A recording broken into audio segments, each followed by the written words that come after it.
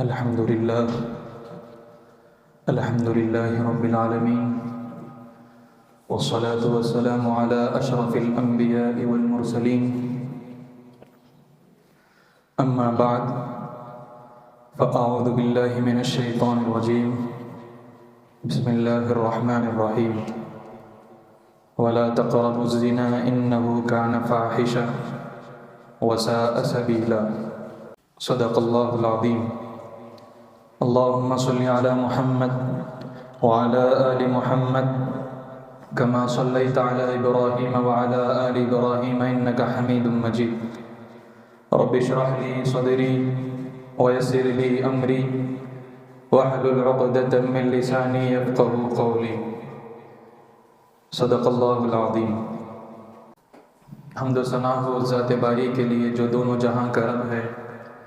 درود و سلام ہو آقا مدنی تاجدار مدینہ محمد عربی صلی اللہ علیہ وسلم پر. محترم سامعین اکرام، السلام علیکم ورحمۃ اللہ وبرکاتہ. پچھلے 2 جمعوں سے آپ حضرات کے سامنے یہ بات بتائی جا رہی ہے کہ لوگوں میں بے حیائی کیسے پھیلتی ہے، زنا کیسے عام ہوتا ہے، بدعنوانی کیسے پھیلتی ہے، بد کرداری کیسے عام ہوتی ہے. اس کا حل آپ علیہ السلام نے یہی ارشاد فرمایا کہ نکاح وقت پر کرو، بے حیائی خود بخود ختم ہو جائے گی. آج کے اس جمعے میں ہم جانیں گے کہ بے حیائی کا خاتمہ کیسے کیا جاتا ہے، بے حیائی کو کن وجوہات کی بنا پر ختم کیا جا سکتا ہے، اور شریعت مطہرہ پر کیسے پابند ہو سکتے ہیں. ان باتوں کو ہم جاننے کی اور سمجھنے کی کوشش کریں گے.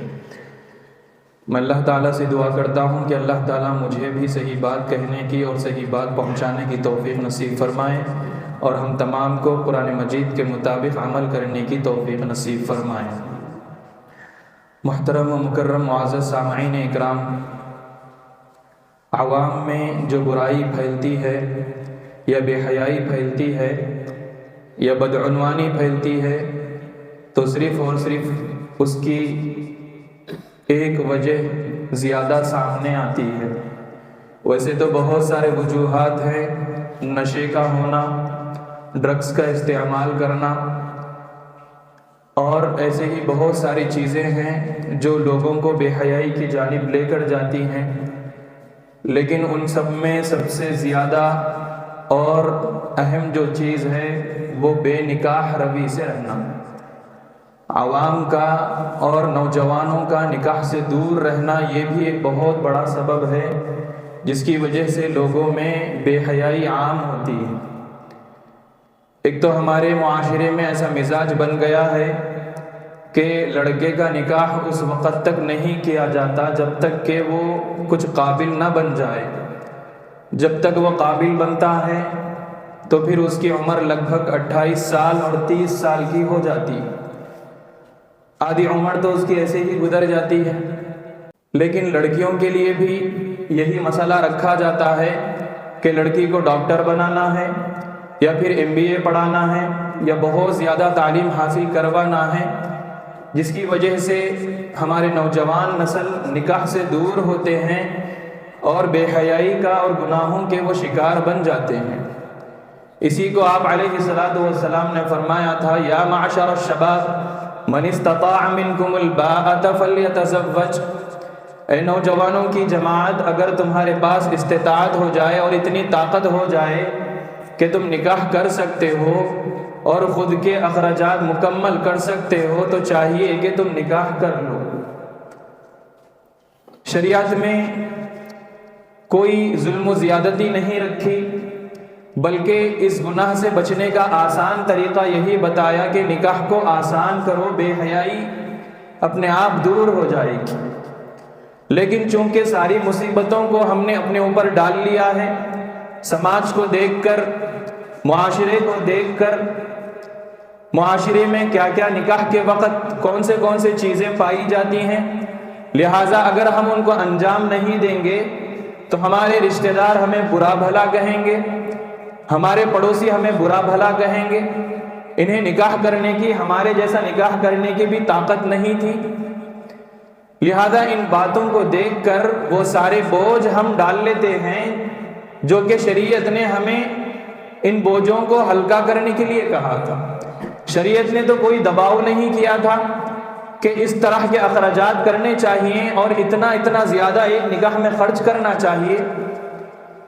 تو یہ جو ہمارے وجوہات ہیں، بچے کو پڑھانا ہے اور اتنی معیاری شادی کرنا ہے، یہ سب ہمارے بوجھ ہیں جس کی وجہ سے ہم نکاحوں میں تاخیر کرتے ہیں، ورنہ شریعت میں اتنی تاخیر کی کوئی گنجائش نہیں ہے اور نہ کوئی بہانہ شریعت اس بارے میں سننا چاہتی ہے۔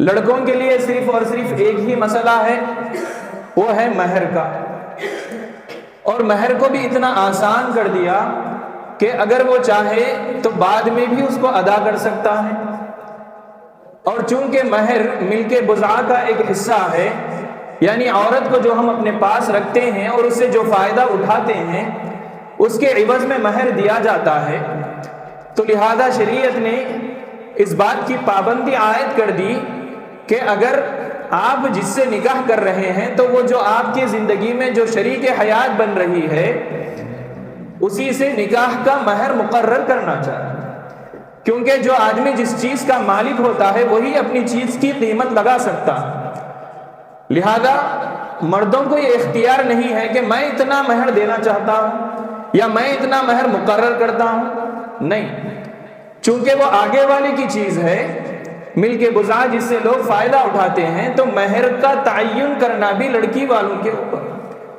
اور ان کے اوپر بھی شریعت اتنی مسلط نہیں کر دی کہ جس کی وجہ سے نکاح میں لوگ تاخیر کر سکیں، نہ اتنا زیادہ مہر مقرر کیا جائے جس کو عوام کو دینے کے لیے پریشانی کا سامنا کرنا پڑے، یا پھر اتنا مہر اتنا کم بھی نہیں رکھنا چاہیے جس کی وجہ سے عورت کو گرا محسوس ہو۔ لہذا درمیانی راستہ شریعت نے دونوں عاقدین کو بتایا ہے، اسی کے مطابق مہر بھی رکھنا ہے، اور یہ گنجائش بھی دے دی گئی ہے کہ اگر آپ فی الفور ادا نہیں کر سکتے تو بعد میں مہر کی رقم اب ادا کر سکتے۔ تو اب ہمیں اس سے یہ بات سمجھ میں آتی ہے کہ اب نکاح کرنے میں شریعت کی طرف سے کوئی رکاوٹ نہیں۔ اچھا بھائی، بچوں کے لیے تو ایک مسئلہ ہے مہر کا، لیکن لڑکیوں کے لیے کون سا مسئلہ ہے؟ انہیں تو مہر دینا بھی نہیں ہے، لیکن بار بار جہیز کو بتا کر جہیز جمع کرنا ہے، جو کہ جائز نہیں ہے، ان کی نکاحوں میں تاخیر کیا جاتا ہے، جس کی وجہ سے بے حیائی کے گناہ روز بروز بڑھتے ہی جاتے ہیں۔ ایک تو یہ مسئلہ ہے۔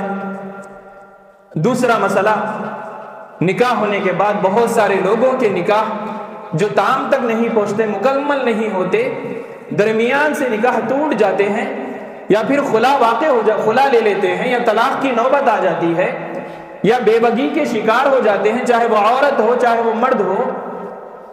اب ایک مرتبہ جب خلا ہو جاتا ہے یا طلاق ہو جاتا ہے یا کسی کا شوہر فوت ہو جاتا ہے، اب عوام میں یہ بات پھیلا دی گئی اور معاشرے میں یہ بات بتا دی گئی کہ اب تمہیں نکاح کرنے کی ضرورت نہیں ہے، اب تم نکاح نہیں کر سکتے، اگر نکاح کرو گے تو تم پر طعن و تشنیع کی جائے گی، اتنے بڑے بچوں کو رکھ کر تم نے نکاح کیا، تمہارے شوہر تو فوت ہو گئے، تم نے شوہر کی بے وفائی کی، لہٰذا اگر ہم اب نکاح کریں گے تو پھر عوام کی باتیں ہم پر ہوں گی، عوام کی گالیاں ہم پر ہوں گی۔ یہ معاشرے کی باتوں کو ذہن میں رکھ کر بہت سارے لڑکیاں اور عورتیں ایسی ہوتی ہیں جو بغیر شوہر کے اپنی ساری زندگی گزارتی، اور مرد بھی اسی طرح۔ لیکن آپ علیہ الصلوۃ والسلام اور شریعت یہ نہیں چاہتی کہ کوئی بھی مرد اور عورت بے نکاح کے ساتھ وہ زندگی گزارے، کیونکہ جب کبھی بھی اگر نکاح کا تعلق نہیں ہوتا تو وہاں پر بے حیائی آتی۔ لہذا اگر آپ معاشرے میں دیکھیں گے، اگر کوئی بیوہ ہے اس سے کوئی گناہ کا صدور ہو جاتا ہے تو یہی بات بتائی جاتی ہے کہ بھائی شوہر نہیں تھے اس وجہ سے گناہ ہو گئے، یعنی کسی سے زنا کا صدور بھی ہو جائے تو برا نہیں کہا جاتا، لیکن وہی شریعت مطہرہ کے مطابق نکاح کیا جاتا ہے تو اس کو لوگ نشانہ بناتے ہیں۔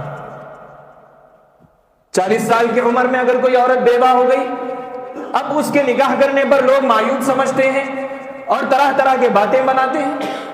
لہذا عوام میں یہ بات پھیل گئی کہ اب 40 سال کے بعد 45 سال کے بعد اگر شوہر یا بیوی کا انتقال ہو جائے تو اب اگر یہ لوگ نکاح کریں گے تو پھر معاشرہ ان کو برا بھلا کہے گا.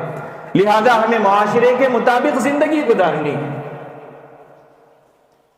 لیکن کیا آپ علیہ الصلوۃ والسلام ہمیں یہ تعلیم دے رہے ہیں کہ ہم معاشرے کے مطابق زندگی گزاریں؟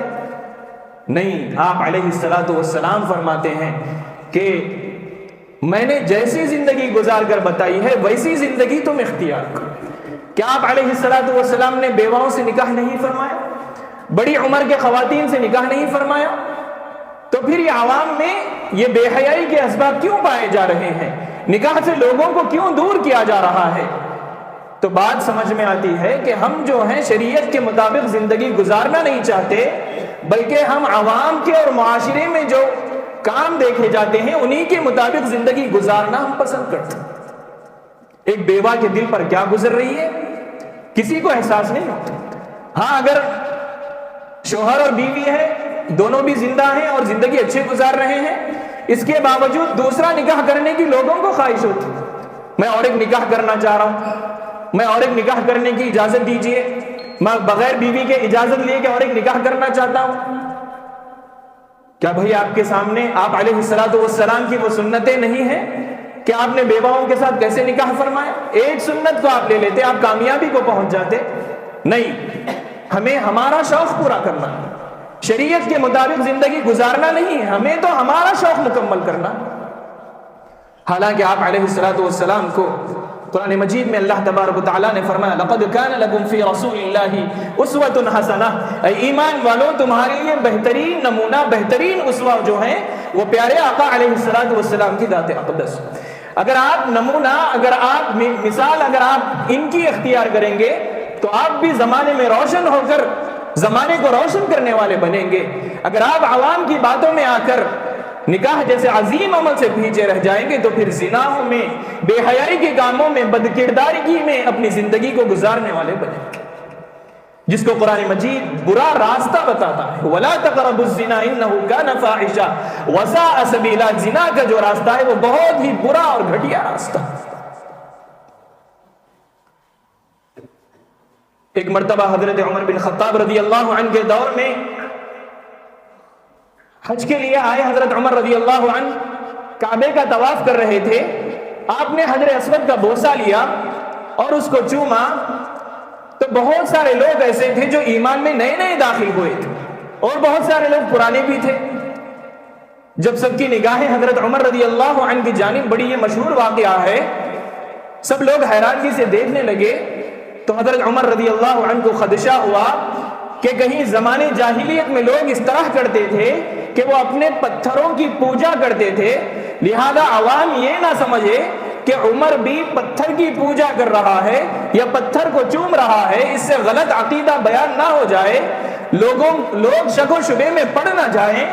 اس لیے حضرت عمر رضی اللہ عنہ نے حجر اسود کو پکڑ کر یہ بات ارشاد فرمائی، اے حجر اسود، تیرے اندر اللہ نے نہ کوئی خیر رکھا ہے نہ کوئی برائی رکھا، نہ تو کسی کو فائدہ پہنچا سکتا ہے نہ تو کسی کو نقصان پہنچا سکتا ہے.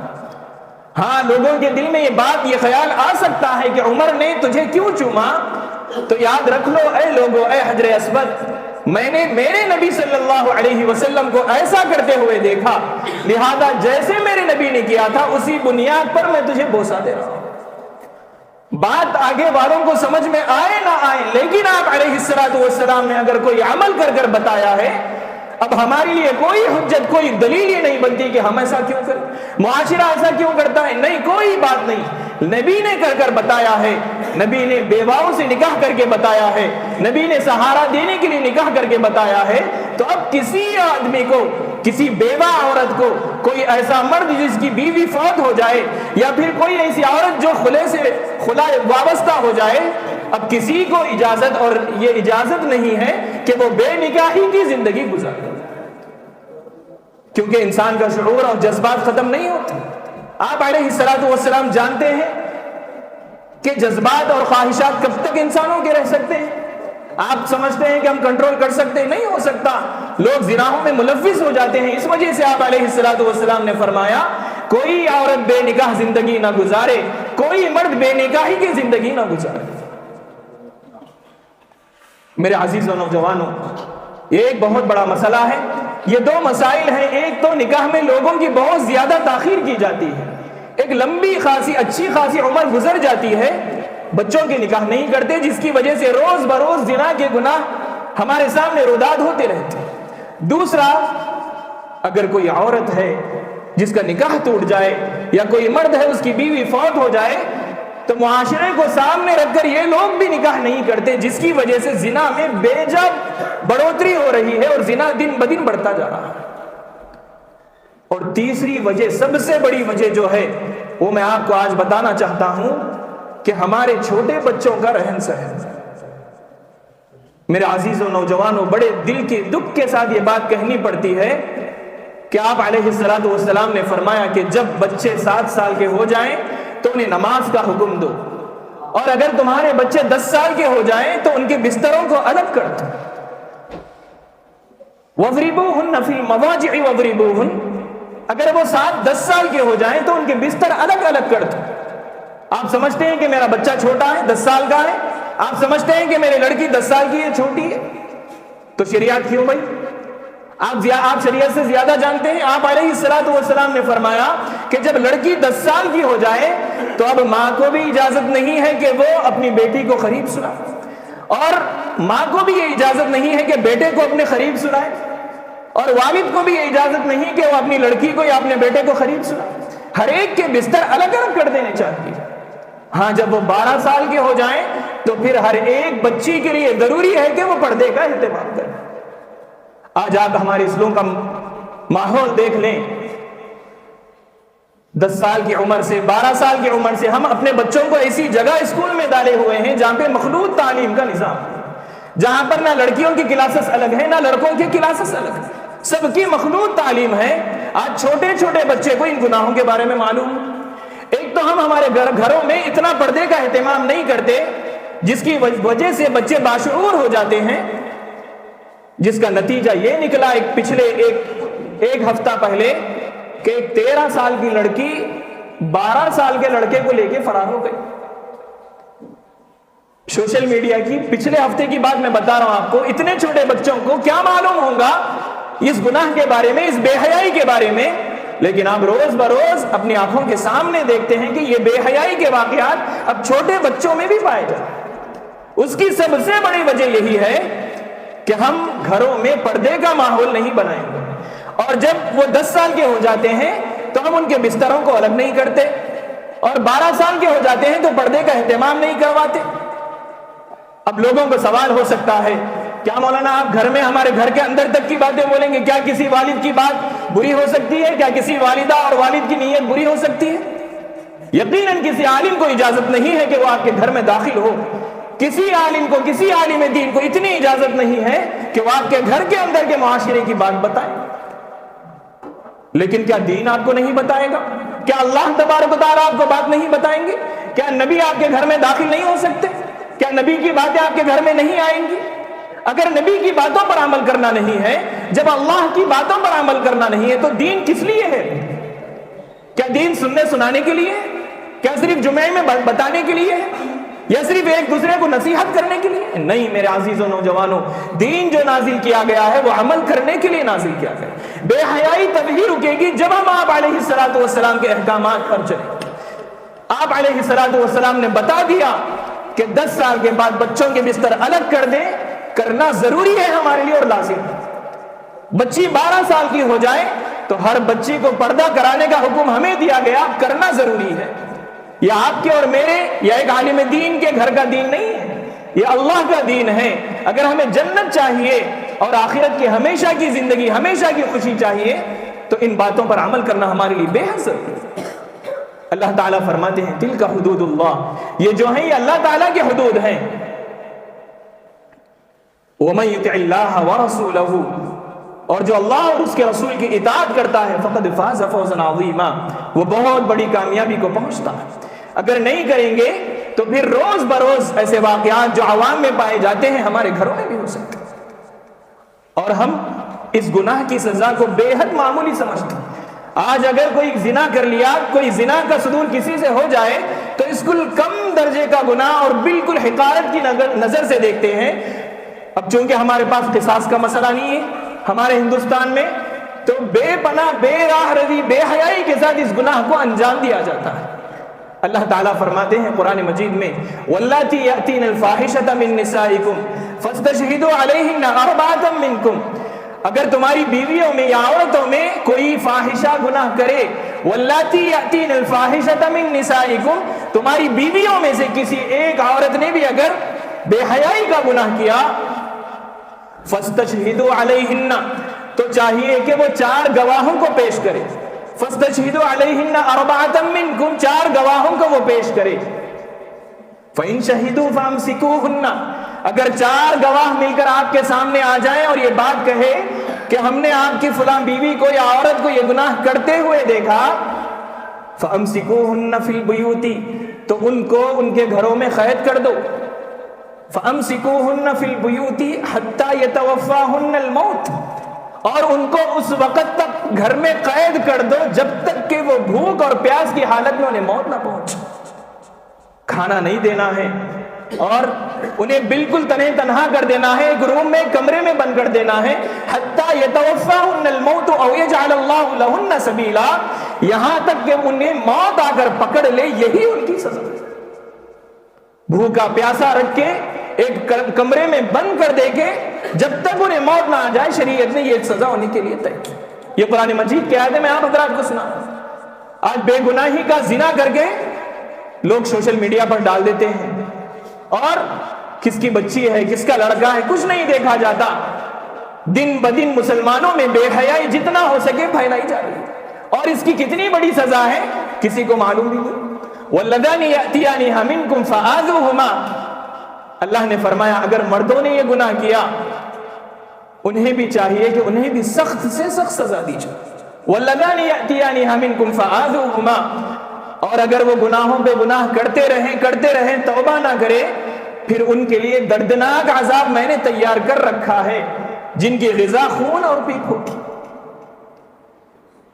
فَإِن تَابَا وَأَصْلَحَا فَأَعْرِضُوا عَنْهُمَا، اگر وہ دونوں مرد یا عورت اس کے بعد وہ اصلاح کر لیں، اگر کسی سے غلطی ہو جائے انجانے میں بھول کر، اگر وہ گناہ کی پاداش کر لیں، گناہ میں ملوث ہو جائیں، اللہ تعالیٰ فرماتے ہیں فَإِن تَابَا وَأَصْلَحَا، توبہ کی اس کے بعد انہوں نے اصلاح کر لی اور نیکی کی طرف کی وہ زندگی گزارتے ہیں، فَأَعْرِضُوا عَنْهُمَا إِنَّ اللَّهَ كَانَ تَوَّابًا رَحِيمًا، بے شک اللہ تبارک و تعالیٰ بڑا بخشنے والا اور بڑا معاف کرنے والا۔ اتنا بڑا مہربان کوئی خدا ہو سکتا ہے؟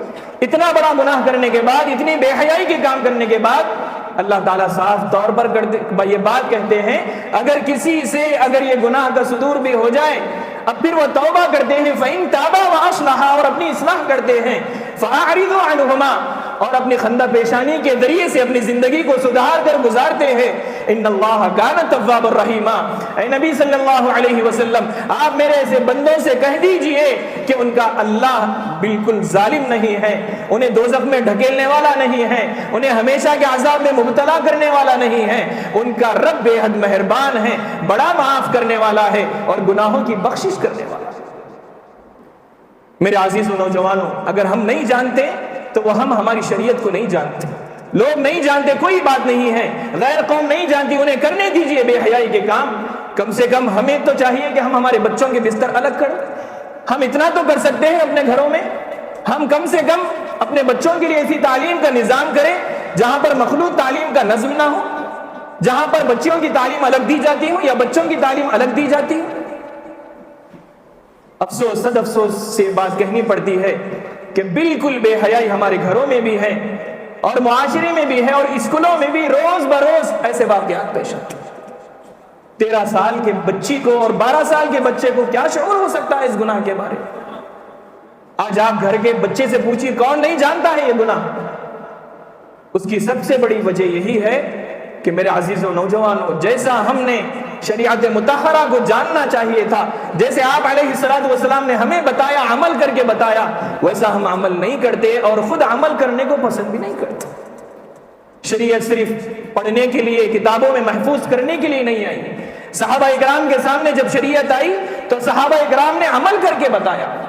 حجاب کا حکم ابھی مدینے میں نہیں آیا تھا تو صحابہ اکرام امہات المؤمنین کے پاس آتے اور مسئلے مسائل پوچھتے، ہر ایک مسئلہ آتے اور آ کر پوچھتے. اس وقت تک ابھی پردے کے احکامات نہیں آئے تھے اور جانتے تھے لوگ کہ نبی کی جو بیویاں ہوتی ہیں وہ ہماری مائیں ہوتی ہیں.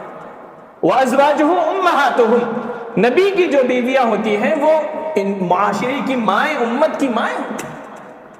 لیکن جب پردے کا نظم ہوا، پردے کے احکامات آئے تو وہیں پر اللہ تبارک و تعالیٰ نے جب پردے کی آیتیں نازل فرما دی، اس وقت سے کسی صحابی بے پردہ ہو کر کوئی مسئلہ پوچھنے امہات المؤمنین کے پاس نہیں آتا.